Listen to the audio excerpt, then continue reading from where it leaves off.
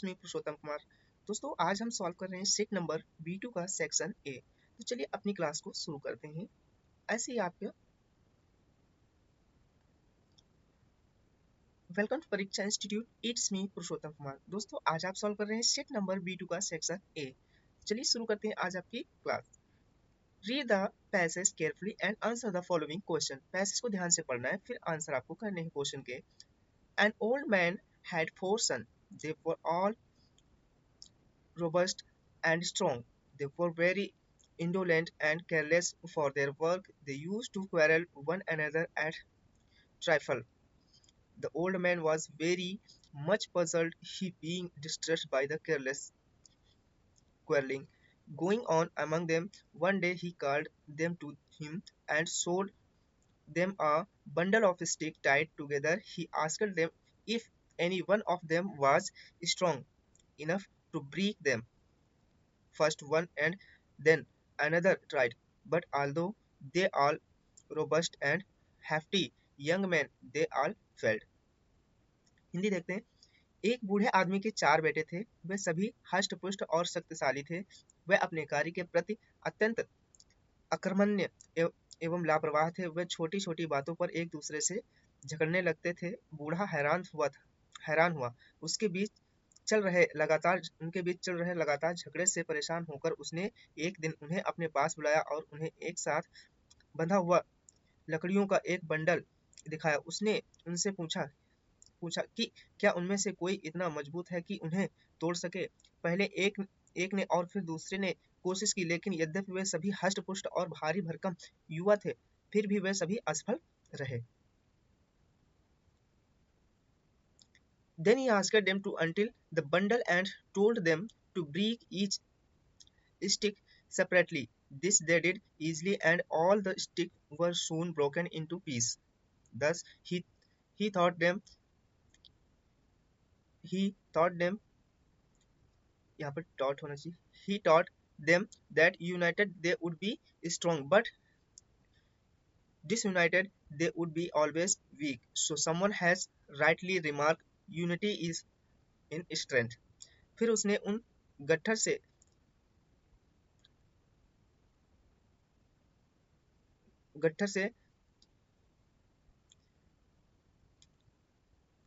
यानी कि them he asked them to until the bundle, मतलब बंडल को खोलने को कहा और कहा कि एक लकड़ी को अलग अलग तोड़ लो। ऐसा उन्होंने आसानी से किया और जल्द ही सभी लकड़ियां जो थी वो टुकड़ों में हो गईं। इस प्रकार उसने सोचा कि एकजुट होकर वे मजबूत होंगे, लेकिन एकजुट होकर वे हमेशा कमजोर रहेंगे। मतलब अगर वो एकजुट रहेंगे तो कमजोर नहीं होंगे। वे मजबूत होंगे, लेकिन एकजुट होकर वे हमेशा कमजोर नहीं रहेंगे। यानी कि united they would be strong, but disunited they would be always weak. यानी कि एकजुट अगर वो नहीं रहेंगे तो वो हमेशा कमजोर रहेंगे। तो किसी ने ठीक ही कहा है, एकता में ही शक्ति होती है। क्वेश्चन है, why was the old man sad? The old man was sad because his sons were always quarreling with each other over trivial matter and were careless about their work. यानी कि old man was sad. बूढ़ा आदमी जो था वो दुखी था अपने पुत्रों को लेकर के, क्योंकि उसके पुत्र हमेशा ही छोटी छोटी बातों पर झगड़ा करते रहते थे और लापरवाह भी थे, काम नहीं करते थे। What lesson did he teach his son? What did he do for this? अपने बच्चों को उसने क्या पाठ सिखाया और कैसे सिखाया। He taught his sons the lesson of unity. To do this, he showed them a bundle of sticks tied together and asked them to break it. When they couldn't, he asked them to untie the bundle and break each stick separately, which they did easily. This demonstrated that they were strong, were united, but weak when divided. उन्होंने अपने बेटों को एकता का पाठ पढ़ाया। ऐसा करने के लिए उसने उन्हें एक साथ बंधी हुई लकड़ियों का एक बंडल दिखाया और उन्हें इसे तोड़ने के लिए कहा। जब वे ऐसा नहीं कर सके तो उसने उनसे बंडल खोलने और प्रत्येक छड़ी को अलग अलग तोड़ने के लिए कहा, जो उन्होंने आसानी से किया। इससे पता चलता है कि एकजुट होने पर वे मजबूत थे, लेकिन विभाजित होने पर कमजोर हो गए। नेक्स्ट आपका है explain the meaning of the italicised portion disturbed by the careless quarrelling. तो इसका मीनिंग क्या होता है? The phrase disturbed by the careless quarreling means that the old man was very troubled and upset by the constant and never ending argument and fight among his son। यानी कि वाक्यांश लगातार झगड़े से परेशान का अर्थ है कि बूढ़ा व्यक्ति अपने बेटों के बीच लगातार और कभी न खत्म होने वाले विवादों और झगड़ों से बहुत परेशान और भी ज्यादा दुखी था। What lesson does this passage produce upon you? The passage teaches the importance of unity and cooperation. It shows that when people work together and support each other, they are stronger and can overcome challenges more easily. However, when they are divided and constantly fighting, they become weak and vulnerable। यह अनुच्छेद एकता और सहयोग का महत्व दिखाता है। यह दर्शाता है कि जब लोग एक साथ काम करते हैं और एक दूसरे का समर्थन करते हैं तो वे मजबूत होते हैं और चुनौतियों पर अधिक आसानी से काबू पा सकते हैं। हालांकि जब वे विभाजित होते हैं और लगातार लड़ते रहते हैं तो वे कमजोर और कमजोर हो जाते हैं। What is the synonym of disturbed? Disturb का यहाँ पर सिनोनिम आपको बताना है। डिस्टर्ब का सिनोनिम क्या होता है वो बताना है। Synonym of the disturbed from the passage is distressed. What is the antonym of disunited? Disunited का एंटोनिम्स आपका होगा united. Unity make us strong and इधर आपका वीक हो जाएगा।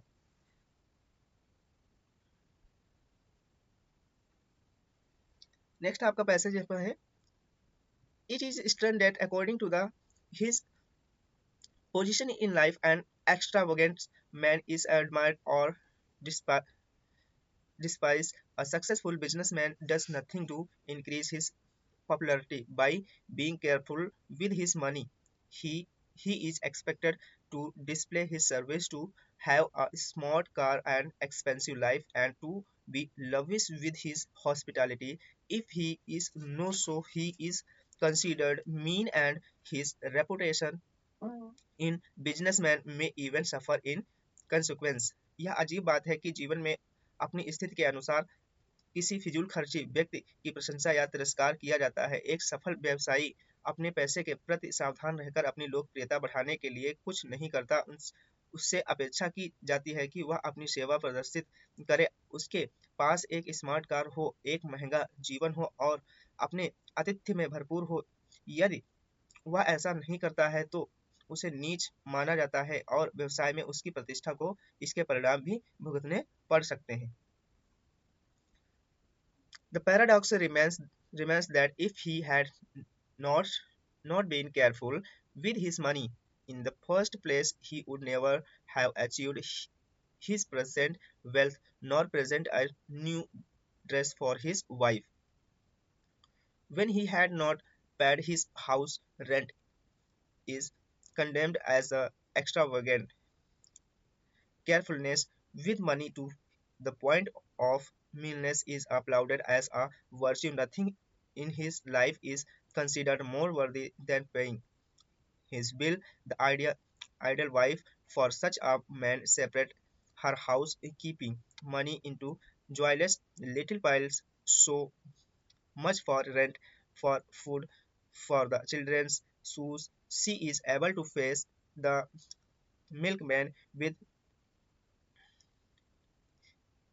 equanimity and never knows the guilt of buying something she cannot really afford. As for myself, I fall into the neither of these categories. If I have money to spare, I can extravagant, but when as is usually the case, I am hard off. There I am the meanest man imaginable। इसकी हिंदी देखते हैं। विरोधाभास यह है कि यदि पहले से ही अपने पैसे को लेकर सावधान नहीं रहता है तो वह कभी भी अपनी वर्तमान संपत्ति हासिल नहीं कर पाता है, ना ही अपनी पत्नी के लिए एक नई पोशाक पेश करता है। जब उसने अपने घर का घर का किराया नहीं चुकाया होता है, इससे फिजूल खर्ची के रूप में निंदा की जाती है। पैसे के मामले में निजता की हद तक सावधानी बरतने को एक गुण के रूप में सराहा जाता है। उसके जीवन में उनके बिल का भुगतान करने से अधिक योग्य कुछ भी नहीं माना जाता है। ऐसे आदमी के लिए आदर्श पत्नी अपने घर में पैसे को खुशी से छोटे छोटे छोटे ढेरों में रखती है। किराए के लिए, भोजन के लिए, बच्चों के जूतों के लिए वह दूध वाले का सामना शांति से करने में सक्षम है और उसे कभी भी कुछ खरीदने का अपराध बोध नहीं होता है जिसे वह वास्तव में खरीद नहीं सकती। जहां तक मेरी बात है, मैं इनमें से किसी भी श्रेणी में नहीं आता हूँ। यदि मेरे पास अतिरिक्त पैसा है तो मैं फिजूल खर्ची कर सकता हूँ, लेकिन जब जैसा कि आमतौर पर होता है कि मैं कठोर हूँ, तो मैं कल्पना करने योग्य सबसे नीच व्यक्ति हूँ। अब देखिए इससे रिलेटेड क्वेश्चन है, what is the opinion of the writer about the successful businessman. अब देखिए सक्सेसफुल बिजनेसमैन बनने के पीछे लेखक जो है उसका क्या विचार है वो बताना है। The writer believes that the successful businessman is expected to display his wealth through a luxurious lifestyle including having a smart car and a expensive life and being generous with his hospitality. If he does not do so, he is considered mean and his reputation might suffer. लेखक का मानना है कि एक सफल व्यवसायी से अपेक्षा की जाती है कि वह अपनी संपत्ति को शानदार जीवन शैली के माध्यम से प्रदर्शित करे, जिसमें एक स्मार्ट कार, महंगी जिंदगी और अपने आतिथ्य के प्रति उदार होना शामिल है। यदि वह ऐसा नहीं करता है तो उसे नीच समझा जाता है और उसकी प्रतिष्ठा को ठेस पहुंचती है। नेक्स्ट क्वेश्चन इससे है, what is the quality of an ideal wife according to the passage. अब देखिए आदर्श पत्नी की क्या क्वालिटीज होती हैं वो बता रहे हैं। According to the passage, an ideal wife is a one who carefully manage his household finance. अब देखिए एक आदर्श पत्नी जो अपने घर के चीजें हैं उनका जो आर्थिक व्यवस्था है वो अच्छे से संभाले। She separated the housekeeping money, और वो अपने घर की जो हाउस मतलब घर को संभालने के लिए जो भी पैसा है वो अलग अलग रखती है। Into the species amount for the rent, food and children's shoes, जैसे कि बच्चों कमरे का किराया हो गया, खाना हो गया, बच्चों के जूते हो गए, इंश्योरिंग, ऐसे ही बहुत सारे काम होते हैं। That all bills are paid avoiding unnecessary expenditure, और इसी तरह से सारे बिल जो होते हैं वो चुकाए जाते हैं बिना किसी अनावश्यक खर्च के। How does the house wife describe by the writer feel when she save money? The housewife described by the writer feels a sense of calm. अब देखो हाउसवाइफ के बारे में लेखक क्या महसूस करता है, तो वो एक तो शांत रहती है and satisfaction when she save money, और वो जब पैसे बचाती है तो एक तो शांत रहती है, उसको एक संतुष्टि मिलती है। She is able to face the milkman, और वो दूध वाला आता है तो उसका भी सामना करने में सक्षम रहती है। And equity and does not experience the guilt of the buying something she can not afford, और अगर वो कोई चीज नहीं खरीद सकती है तो कोई भी उसको गिल्ट, उसको मतलब पश्चाताप भी नहीं होता। From the passage, the word paradox mean, paradox का मतलब क्या होता है पैसेज में? Statements that seems self contradictory but in a reality express a possible truth, ये इसका है meaning. Find the word opposite meaning applauded, applauded का हो जाएगा कंडेम्ड, उल्टा। और लविश यहाँ पर आपका a man who spend money lavish, extravagant बोलते हैं जो पैसे का खर्च करना वाला व्यक्ति। ऐसे हमारी वीडियो देखने के लिए हमारे चैनल को सब्सक्राइब कीजिए, बेल आइकन को प्रेस कीजिए और वीडियो को शेयर कीजिए जिससे कि ज़्यादा से ज़्यादा लोगों तक पहुंचे। कीप वॉचिंग परीक्षा स्टूडियो।